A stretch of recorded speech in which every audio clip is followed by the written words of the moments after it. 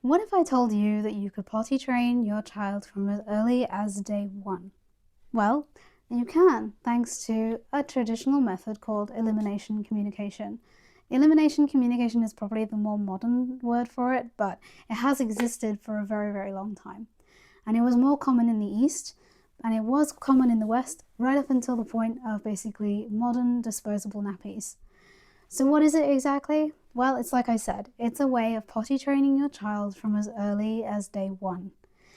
And it may sound to you like it's kind of crazy, but let me explain.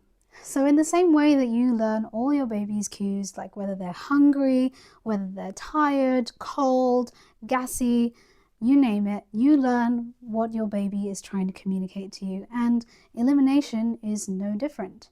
So I was kind of skeptical myself, but I heard of it with my second child, Fox, and by the time I knew about it, he was 10 months old, and I felt like, well, he's far too old to actually figure it out, so I never really tried it with him. But when I had my daughter Eden 2 years ago, I was familiar with it and I wanted to give it a go. We didn't begin from newborn, we actually began from around 4 months, and from then on we were fairly inconsistent with it, but I want to say just how different our potty training journeys have been with my boys compared to my girl. And I realize that it does depend a lot on the child that you're dealing with, but if you want to give elimination communication a go, then I would highly recommend it because it's just been amazing. So why would you want to even try this? Well, the first and most important thing I can think of is that it's just another way to communicate with the child and learn about them. Second of all, it may reduce the amount of time that you spend in nappies or relying on nappies. So Eden is going to be 2 at the beginning of March, and she's been potty trained since, I would say, end of November, early December last year. So we're into a good few months, and it really didn't take her long to figure it out.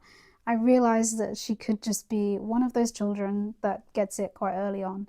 But she has been such a different experience from my boys, who were both 3, I think, by the time I was potty training, which is basically far too old, and they've learned for too long to go in their nappy rather than to eliminate anywhere else. So I was curious with Eden if I could give it a go. The good news is that you don't need a lot of equipment to get started. In fact, you don't really need anything to get started. And you can give it a try, and then if you decide it's not for you, then that's fine. You haven't invested any money, just a little bit of time. I didn't get started with Eden until she was 4 months, and we invested a small amount of money, a really small amount of money, in a top hat potty. You don't have to have a top hat potty. You could use any container that you've decided not to use for anything else. You can also hold your child over the toilet or over a toddler potty, or you could hold them over the sink. It really doesn't matter. You just need somewhere that's going to catch the pee or the poo. So how do you get a baby to even eliminate on a potty? Well, you're basically looking for 4 main easy catches at the beginning. And this will be like after or during a feed, they typically eliminate. After waking from a nap or a long sleep.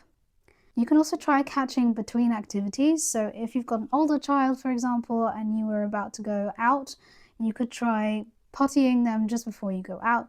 And then when you come back in, you can potty them again. You could do it before they have something to eat, or before they get in the bath, or afterwards. It doesn't really matter. Just any kind of change in activity is a good time to try. Whenever you change their nappy is the next easy catch, because obviously taking their nappy off with the air hitting their bum and the signals of like, oh, you know, something's changing, then that can often prompt them to release. So during or after a feed, after waking, between activities, and changing nappies. Those are your 4 main catches. For Eden, we really only stuck with 1. We went for after waking because that was the time when she was most likely to do a wee. I had heard of other parents saying that they had put their child on the potty, and the first time they were amazed to see that their child actually did something. I was skeptical, and I put Eden on the potty and I didn't expect anything, but she did a wee. Probably just because the air on her bum and also like the cool plastic touching her legs probably prompted her to release. But I was encouraged, and we from then on, we kind of did it very, very casually and very inconsistently. This is my point, is that we have done it, and we've done it so casually that we haven't even done it religiously, and I've still had a much better pottying experience with her than I have before. And that was probably one of my main reasons for trying, is that I just wanted pottying and potty training to be easier. So I thought, I don't have anything to lose.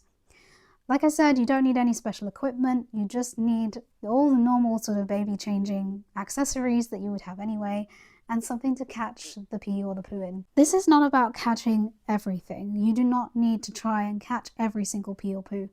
You are just trying to build like habits, routines, and cues, and also like learning about when your child is more likely to do something than catch everything.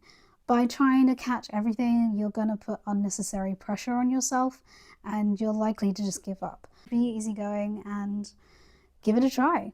If you're looking for a book, I can highly recommend this one. It is by Amber Hatch, and it's great. You can dip into it at any stage. For example, when I was thinking about potty training Eden properly in about September, because I thought she was showing really good signs of being capable, I just dipped straight into this part, getting started at 12 to 18 months, which is actually a great time to start according to Montessori, where they're actually more receptive and sensitive to toilet independence during this time. And it's got helpful diagrams, loads of information. I've had a great time with this book, so if you wanted a resource, then definitely give it a go. So now Eden is fully potty trained, and she tells us when she needs to go, and she's actually very good at taking herself if she needs to.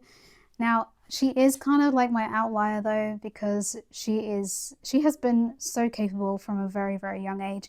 She did everything early, and she just blows me away, to be honest. And that's no shade on my boys. I love my boys, but Eden has just been like crazy fast at picking stuff up. And I don't know, I've heard that girls are easier, but I've only had one girl, so I guess we'll find out in June if we're having another girl or not, and we'll see how that goes. Could be another boy. It would be interesting to try this with a boy and see if I have a different experience to my other boys.